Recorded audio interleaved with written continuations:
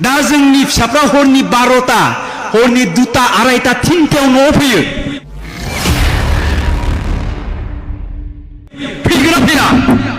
हरनि 3टायाव न'आव हाबफैयो जोंनि फिसाफ्रा संफैसाखौ आं संखांखौ ओइ बिफा ओइ फिसालानो फैसा नांगौ नों बाय खरसायाव दं 100 लानानै थां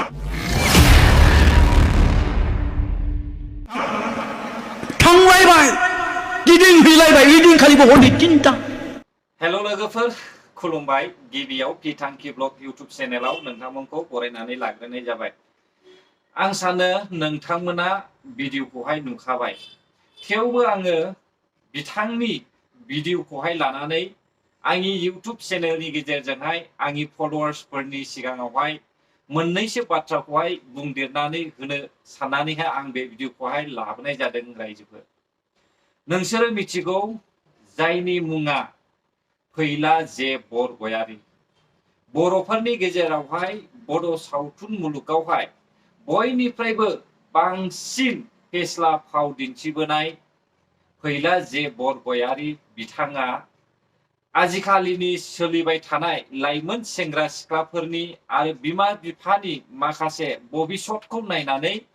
माखासे बाथ्रा बुंनायखौहाय नोंसोरो खोनाबाय जानो हागौ अफकर्स बिथाङा जि बाथ्राफोरखौ बुंदों बे बाथ्राया गासैबो नंखाय नङा बियो थारखौनो बुंदों बेनिखायनो आं सानदों जोंनि बर' हारिनि बिमा बिफाजों लोगोसे लाइमोन सेंग्रा सिख्लाफ्रा सोलोंनो गोबां बाखि दङ न'खरनि गारजेनफ्राबो सोलोंनांगौ होननानैहाय आं सानो रायजोफोर आजिखालिनि थासारिखौ लानानै बिथाङा जि रावखौ बुंदों बे बाथ्रायानो जोंनि बर' हारिनि गेजेरावहाय सोलिगासिनो दङ रायजोफोर अब्ला रायजोफोर जोङो गाव गावनि फिसाफोरखौहाय फोरोंनांगौना फोरोंनाङा माखासे थाखा फैसाजोंहाय बुंफबनानै थानाय रां रुफाजोंहाय आबुं जानाय बिमा बिफानि न'खरनि फिसाफ्रा गोबांथार गारि मटर लानानै दामि दामि लाक्जारियास गारि गाखोनानैहाय दिन्थिबायनाय बेफोरखौ नुनानै बर'नि सासे मुंदांखा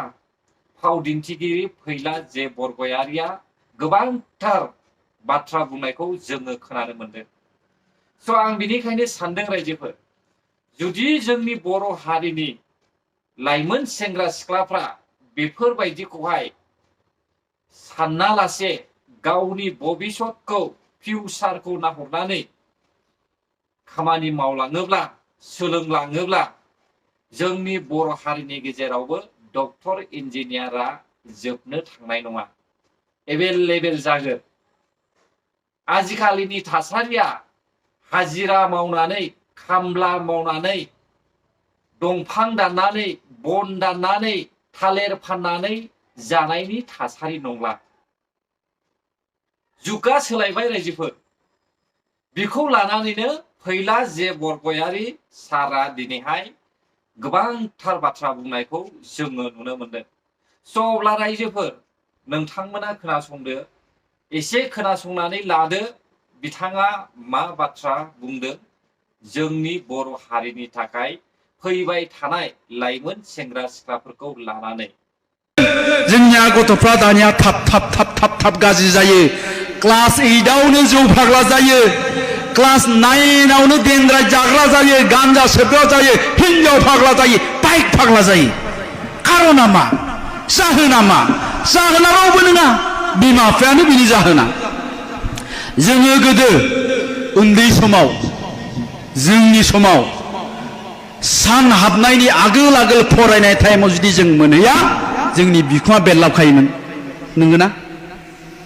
जोंनि बिखुङा बेरलाबखायो सान हाबनायनि सिगां जुदि न'आव मोनहैयाब्ला दा जों मा नुयो दा जोंनि फिसाफ्रा हरनि 12टा हरनि 2टा 2:30 3टायाव न'आव फैयो फैगोना फैया हरनि 3टायाव न'आव हाबफैयो जोंनि फिसाफ्रा अखानायै बे गथ'आ 12टासिम उन्दुयो बिमा बिफाया खिन्थु जेबो बुङा कुनु दिन सोङा बिमा बिफाया दिनै मोनायाव 3टा बाजिसिम नों बहा दङमोन सोङा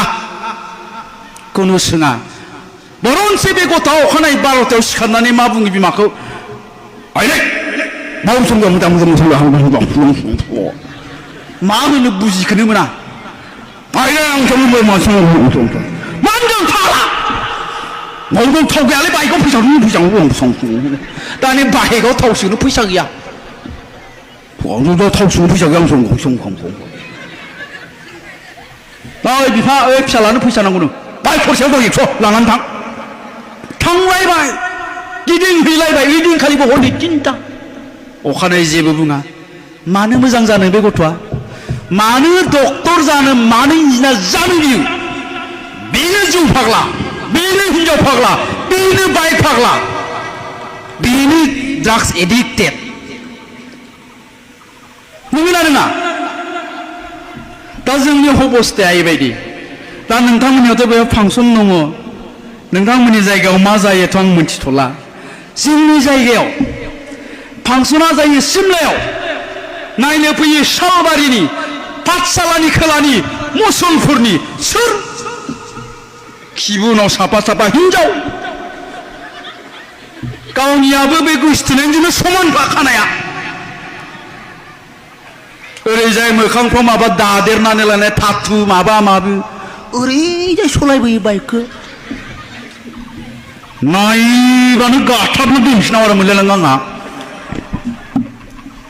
मोखां गोथौ गोथौ खुगा गोसोम खोमा गुस्थि गोसोम गोसोम बेरग' बेरग'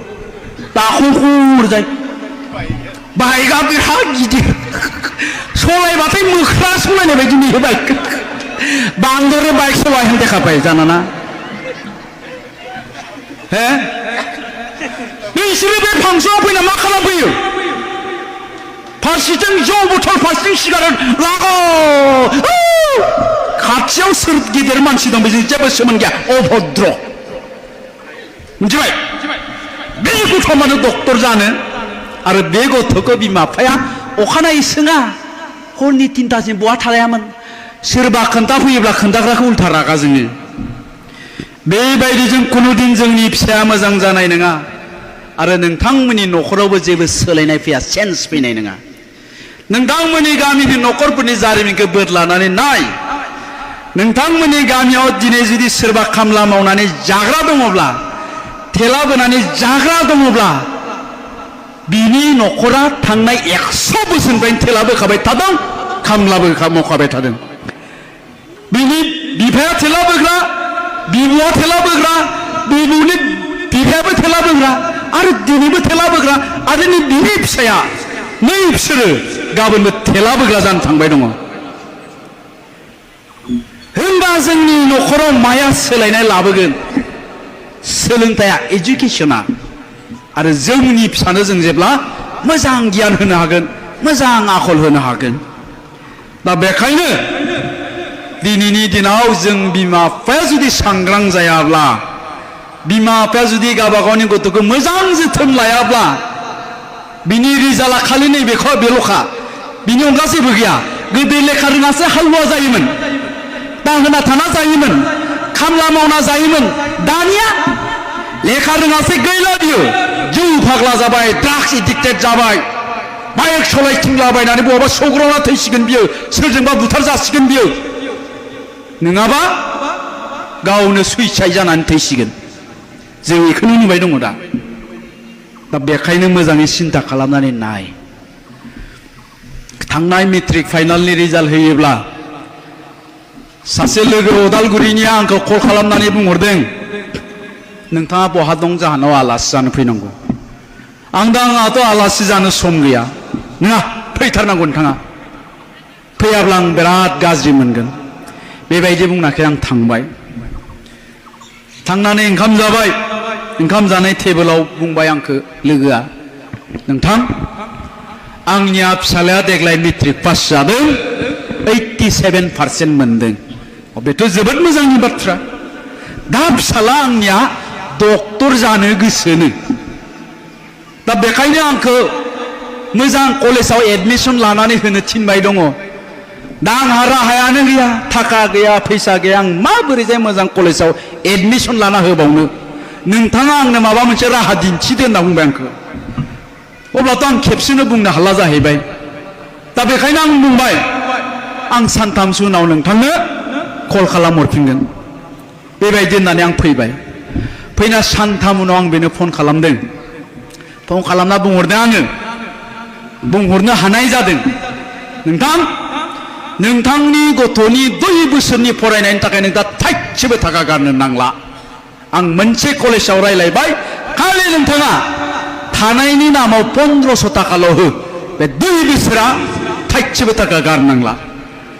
अब्ला आंखौ बुंहरबाय हाब गोजोन्थों नोंथां थेंक इउ भेरि माच नोंथाङा आंखौ बिराद गिदिर मदद होबाय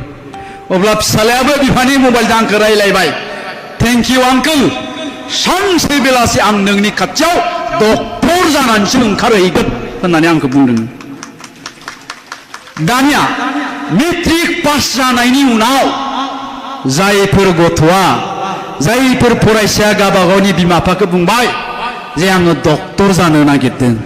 आं इन्जिनियार जानो नागिरदों आं ओरै थोरै जानो नागिरदों आंनो मोनसे मोजां कलेजाव एडमिसन लानानै हो होननानै बुंबाय बेफोर गथ'फोरखौ रावबो होबथानो हाया गाबोननि दिनाव साफा साफा डक्टर इन्जिनियार गेदेर मानसि जानायनिफ्राय बिसोरनो जायो डक्टर इन्जिनियारा आरो बेबायदियानो जागासिनो दङ आरो बिनि उनावनो दानिया आंनि फिसालथि निजा सालथे माने हाबा जाथ'आखै माने गोसोथोयो आरोखि आंनि माबाखौ आंनि गोसोथोनायनि बिब'नि हौवा बिनियाबो 74% मोननानै मेट्रिक पास जादों दाना सालथेया फन हरबाय आंनाव सालथे ओइ मा खालामलै नोंसालायानो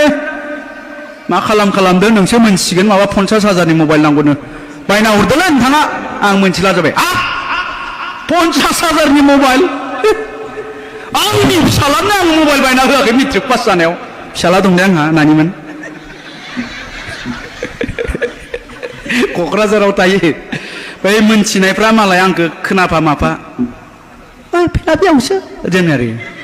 फिला बेयावसो जाना आं आरो जुनायो गियो आंखौ आंनि फिसालानो आङो मबाइल बायना होआखै मेट्रिक पास जानायाव नोंनि फिसालानो आं मानो बायना होनलै जाया बियो आंजों बिनि सोलाय आं कलेजाव एडमिसन ला गासै खरसखौ आं होगोन जोंनियाव एक्सेलेन्ट एकाडेमि होननाय दं सिमलायाव बेयाव ला एडमिसनखौ थाइसेबो फैसा होनो नाङा आं होजोबगोन आंनो साननि उनाव खबर लाबाय आङो एडमिसनखौ लादोंना लायाखै मानो लायाखै हायार सेकेन्डारियाव फरायगोननो आं बुंदोंआखै जे हायार सेकेन्डारियाव फरायोब्ला लेखा रोङा आं बेखौ बुंनो नागिराखै दाना खोथाया जाबाय मा हायार सेकेन्डारिनिख्रुइ बै प्राइभेट कलेजा न'नि खाथिसिनाव नांजाबनाय न'जों कारना मा हायार सेकेन्डारियाव फरायनो नागिरनाया बेयाव मानो फरायनो नागिराखै कारना जाहैबाय मा बे प्राइभेट कलेजाव फरायोब्ला क्लासाव रेगुलार एटेन्ड जानांगोन डिसिप्लिन मेनटेन खालामनांगोन फरायनाया बारा जागोन कारण एग्जामानि एग्जाम जाबाय थायो क्लास एग्जाम जायो इउनिट एग्जाम जायो दा ओंखायनो बियो एडमिसन लाया गतिके अखानायै थांबाय आङो सानथाम उनाव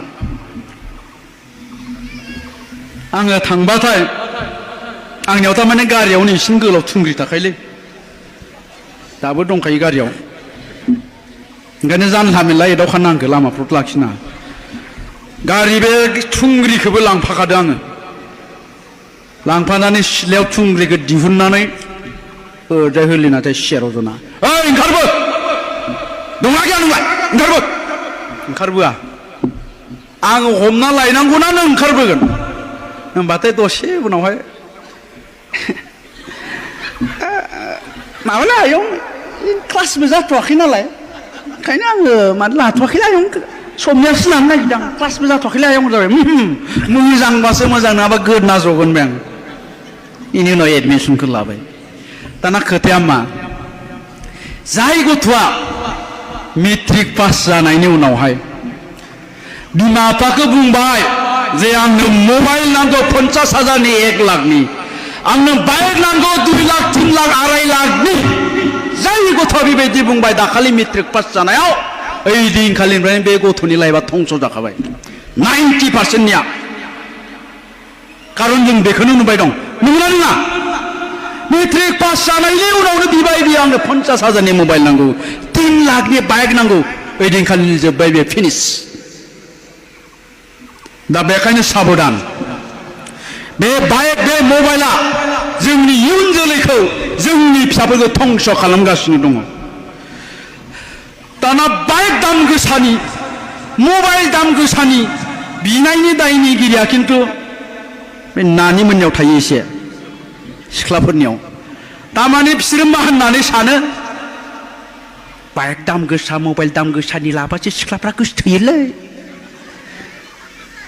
साननायफ्रा बेबायदि नंगौना दा ओंखायनो बिसोरनो दाम गोसानि बाइक दाम गोसानि मबाइल नागिरो आरोखि बेखौनो गोसोआव लाखियो जारौमोन सनाफोर नों जायखौ दा गोसोथोदों बाइक दाम गोसा मबाइल दाम गोसा लाग्राया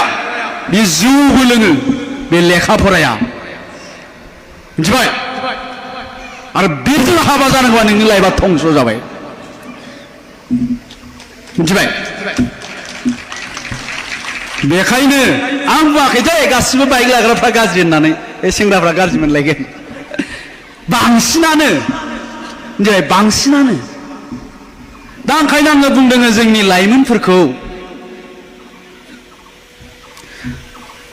नैबे बुब्लिया नैबे टाइमानो जाहैबाय गावनि जिउखौ दानायनि मोनसे बेस्ट टाइम गावनि जिउनि लामाखौ दानानै सोरजिना लानायनि साबसिन समय बेनिफ्राय आरो साबसिन सम गैला बे बारग'लाङोब्लाथाय ओजोंहाय गैलिया दा बेखायनो बे समखौ आद्रि दा खालाम बेबायदि बैसोआव नोंगौ खालि रंजा बाजा आला दिङा ओरै ओरै देखायनोखौल' लुबैयो दा खोथाया जाबाय मा रंजाबाय था बाजाबाय था बिफायानो बाइक होदों बिफायानो मबाइल होदों थाखा फैसा गिदिंबाय था गिदिंबाय था गिदिंबाय था गोसोथोनाया इखौ लाज्रांलाय इखौ गारलाय इखौ लाज्रां इखौ गिदिंबाय गिदिंबाय था गिदिंबाय था गिदिंबाय था 28 बोसोर जाबाय 30 बोसोर जाबाय हाबा खालामबाय नङाबा सोरजोंबा हरफा जाबाय अखानायैनिफ्रायनो सेस दा जों इखौनो नुबाय दङ नोंगोना नङा देनाय दा बेखायनो होनदों खस्थ' खालाम 25 बोसोरसिम 25 बोसोरसिम खस्थ' खालाम आरोबाव 50 बोसोर आलो गोजोनै जा गारि मटर न' बां थाखा फैसा जेनिबो आंखाल गैया 25 बोसोर रंजा बाजा मोसा थाबाय था गिदिंबाय था जाबाय था लोंबाय था 50 बोसोरा गाबबाय था ना न' दं ना गारि मटर दं ना थाखा फैसा दं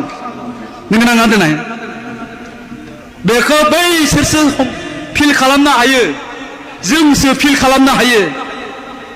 नोंसोर दा जेबो फिल खालामनो हानाय नङा हमदांनो हानाय नङा नोंसोरना खालि सिगाङाव जा नुदों बैखौ मोजां नुदों आंनो बेखौ नांगौ नांगौ नांगौ नांगौ नांगौ रायजोफोर आङो बिथांनि रावखौ खोनानानैहाय जोबोद मोजां मोनदों नोंथांमोनासो मा सानदों जुदि नोंथांमोननि थाखाय आंनि बे बुंदेरनानै होनाय रावफोरा माबाफोर गोरोन्थि जाबायब्ला गावनिनो बर' फिसा हिसाबै आंखौहाय निमाहा होगोन होननानैहाय आं रिक्वेस्ट खालामनाय जाबाय आरो जायफ्रा भिडिअखौ जोबजासे नायबाय बिथांमोननिसिम रोजा रोजा साबायखर बावहरनानै आं भिडिअखौ बेयावनो फोजोबनाय जाबाय गोजोन्थों बर' हारि जै जाथों जै बर' हारिनि